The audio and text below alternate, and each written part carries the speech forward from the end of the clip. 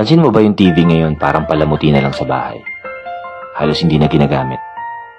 Nakabukas nga, pero wala naman nanonood. Bawat isa abala sa kaka-cellphone. Samantalang dati yung panonood ng TV, naging family bonding. Siguro dahil na rin sa teknolohiya ngayon, sa internet. O baka dahil din sa mga programang pinapalabas sa TV ngayon. Naalala ko lang dati, early 2000. Kung di ako nagkakamali, year 2000 up to 2003, mga ganun. Yung mga palabas sa hapon may anime. Kaya yung mga batang estudyante, laging excited umuwi para lang mapanood yung anime na paborito nila.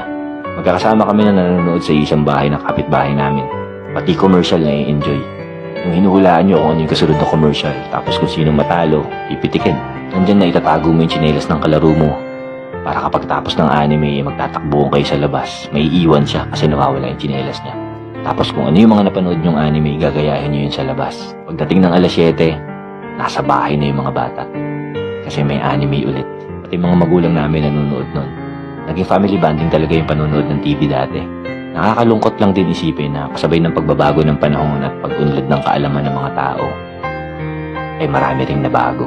Yung telebisyon na nagbubuklod-buklod sa pamilya dati noon, hindi na nagagawa ngayon. Kaya hindi mo masisisi kung bakit marami nagsasabi na mas masaya ang buhay dati kaysa ngayon. Pero ganun talaga eh. Kailangan natin sumabay sa agos.